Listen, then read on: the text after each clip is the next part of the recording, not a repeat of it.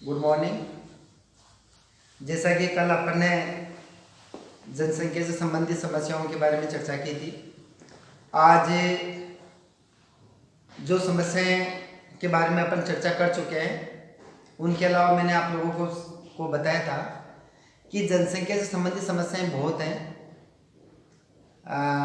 तो उनमें जो बची हुई समस्याएं हैं, हालांकि कुछ समस्याओं का जिक्र अपन आगे नेक्स्ट व्याख्यान में करेंगे, लेकिन जितनी संभव हो सकता है आज अपन चर्चा करते हैं।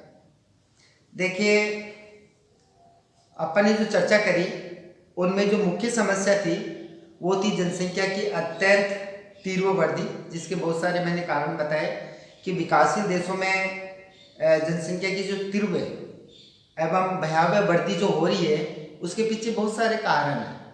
उनमें बाल विवाह बताया मैंने आप लोगों को, शिक्षा की कमी बताई आप लोगों को।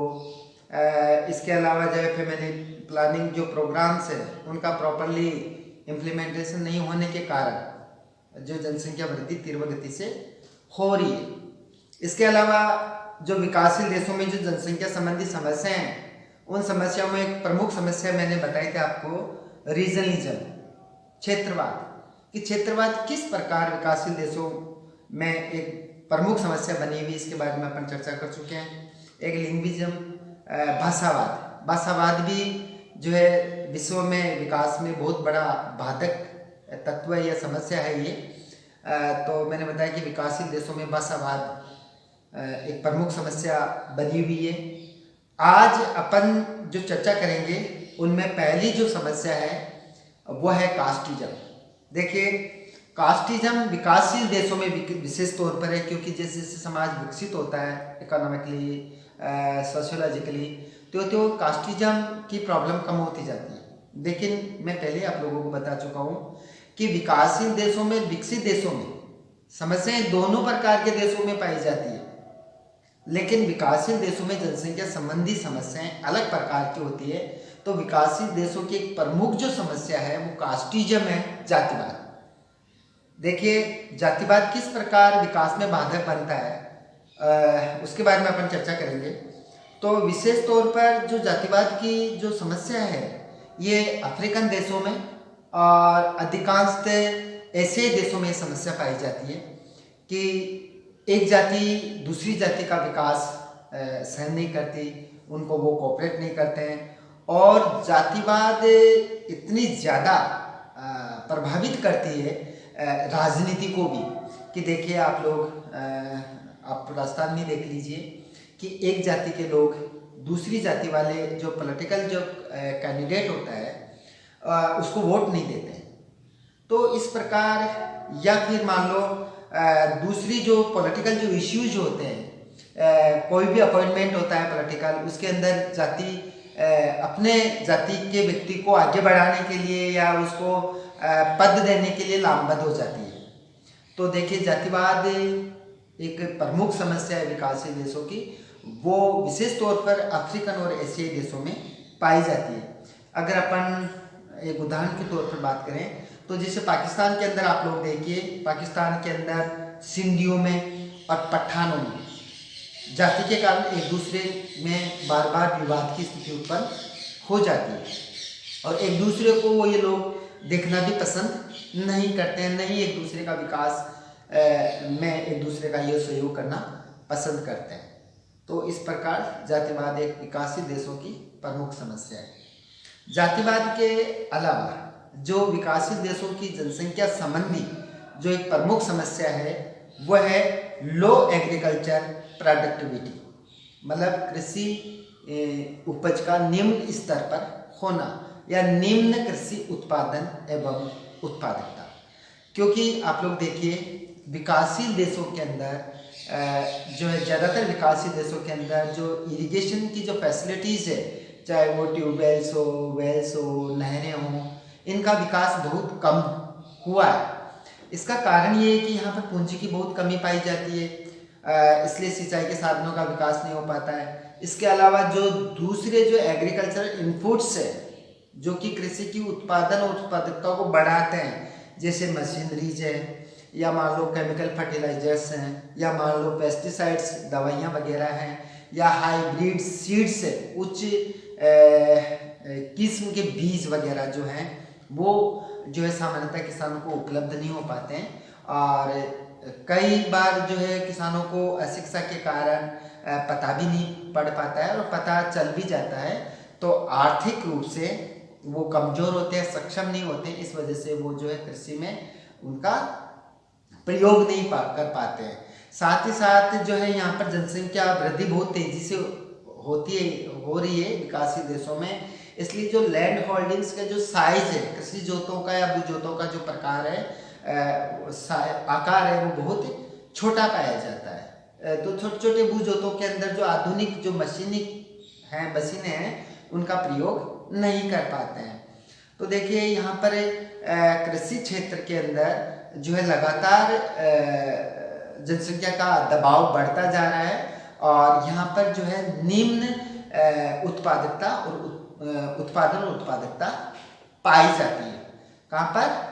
विकासशील देशों में। तो विकासशील देशों के अंदर जो एक प्रमुख समस्या के रूप में अपन गिना सकते हैं वो है निम्न कृषि उत्पादन एवं उत्पादकता तथा निरंतर जो है जनसंख्या का दबाव बढ़ना। इसी प्रकार अगर अपन और कृषि विकासशील देशों में जनसंख्या संबंधी समस्या अपन देखें तो है स्लो ग्रोथ ऑफ इंडस्ट्रियलाइजेशन या इंडस्ट्रीज।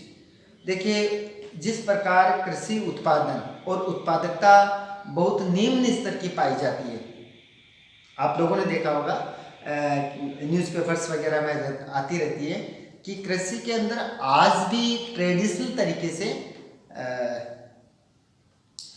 जो खेती की जाती है। जैसे सिंचाई के लिए आज भी राजस्थान के अंदर अगर अपन दक्षिणी राजस्थान के अंदर देखें रहट का प्रयोग किया जाता है।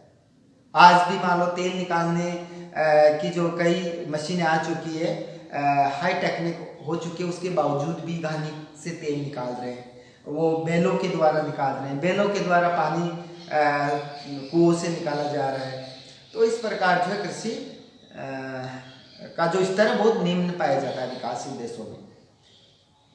जो मैंने आप लोगों को बताया कि नेक्स्ट जो प्रॉब्लम है विकासशील देशों की वह है स्लो ग्रोथ ऑफ इंडस्ट्रीज। जिस प्रकार कृषि उत्पादन और उत्पादकता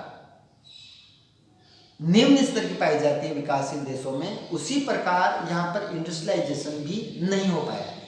देखिए जो विकासशील देश है यहाँ पर कच्चा माल भले ही पाया जाता हो, जैसे मिनरल्स वगैरह पर्याप्त मात्रा में पाए जाते हैं ज़्यादातर देशों में, रॉ मटेरियल होने के बावजूद भी यहाँ पर औद्योगिक जो विकास है जो होना चाहिए था वो नहीं हो पाया। इसके बहुत सारे कारण। एक तो क्या है कि विकासशील देशों में शिक्षा की कमी पाई जाती है, विशेष तौर पर तकनीकी शिक्षा की तो बहुत ही ज़्यादा कमी पाई जाती है, और तकनीकी शिक्षा के कारण जो लेबर जो है वो स्किल लेबर नहीं होता, स्किल्ड लेबर नहीं, मतलब दक्ष श्रमिक नहीं पाए जाते। तो दक्ष श्रमिक नहीं पाए जाने के कारण जो है कृषि जो औद्योगिक उत्पादन है वो स्लो गति से हो रहा है या स्लो स्पीड से ग्रोथ हो रही है।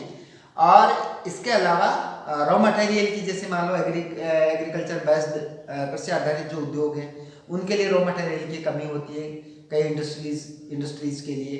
इसी प्रकार इंफ्रास्ट्रक्चर डेवलपमेंट आधारभूत संरचना का अभाव पाया जाना। तो इंफ्रास्ट्रक्चर जो डेवलपमेंट है, संस्थागत ढांचा जो है वो बहुत कमज़ोर पाया जाता है। देखिए जैसे मान लो कोई उत्पादन हो भी गया तो उसको मार्केट तक पहुंचाने के लिए जो है परिवहन की व्यवस्था की बहुत कमी पाई जाती है। इसके अलावा आप देखिए कि जो टेक्निक है वो तकनीकी बहुत निम्न स्तर की पाई जाती है। आज देखिए आप भारत के अंदर जो विदेशी जो कंपनियां हैं वो आके अपने यहाँ पर इन्वेस्टमेंट करती है, अपना उद्योग स्थापित करती है और बड़े लार्ज स्केल के ऊपर प्रॉफिट कमा रही है। तो अगर मान लो यहाँ पर पूंजीगत ढांचा जो पूंजी की जो समस्या है वो खत्म हो जाए और आधारभूत ढांचे का विकास हो जाए और स्किल्ड लेबर यहाँ पर मिल जाए, तो फिर बाद के अंदर जो है विदेशी कंपनियों की जरूरत नहीं रहेगी। अपना देश के ही उद्योगपति जो हैं अपने उद्योगों की स्थापना कर पाएंगे। हालांकि कुछ पिछले वर्षों में कर रहे हैं, लेकिन जिस लेवल पे विकास होना चाहिए राजस्थान और भारत में या अन्य विकासशील देशों में वो नहीं हो पा रहा है। और विकसित देश इस चीज़ का फायदा उठा रहे हैं कि वो जो है सिर्फ अपने टेक्निक और पूंजी का यहाँ प्रयोग करते हैं और बहुत बड़े स्तर के ऊपर वो जो लोग हैं वो लाभ कमाते हैं और मार्केट के रूप में अपने ही जो देश है, जो विकासशील देश है, उन्हीं को वो प्रयोग में लेते हैं, उन्हीं का एक्सप्लॉयटेशन करते हैं।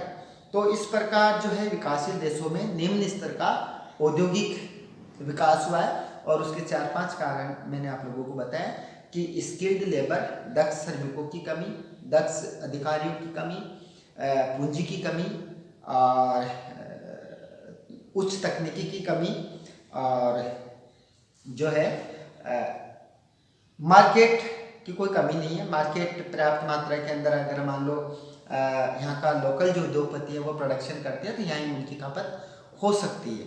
लेकिन अगर 2-3 समस्या, पूंजी की समस्या खत्म हो जाए या मान लो दक्षता की या तकनीकी रूप में अगर अपन लोग या विकासशील देश साउंड हो जाएंगे तो फिर यहाँ पर औद्योगिक जो है विकास का स्तर यहाँ पर भी बढ़ जाएगा। तो आज अपन ने 2-3 जो विकासशील देशों की जनसंख्या संबंधी जो समस्या हैं उनके बारे में अपन ने चर्चा करी। नेक्स्ट व्याख्यान में जो बची हुई जो जनसंख्या संबंधी समस्या हैं उनके बारे में अपन चर्चा करेंगे। आज बस इतना ही। Thank you so much.